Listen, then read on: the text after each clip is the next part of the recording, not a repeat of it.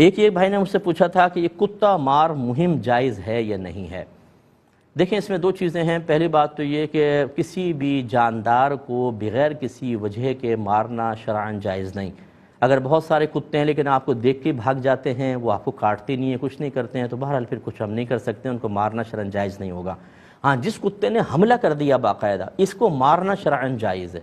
اگر یہ کتا مار مہم آپ اس کو لے لیں تو ٹھیک ہے، لیکن وہ جو کتا مار مہم ہوتی ہے کہ ہر کتے کو کچھ نہ کچھ کھلا کے مار دو یا گولی مار دو، یہ شرعی طور پر جائز نہیں ہے۔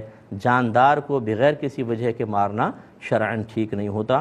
ہاں، جو زخمی کتے ہوں یا اس طرح کاٹ رہے ہوں، ان کے لیے گنجائش نکل سکتی ہے۔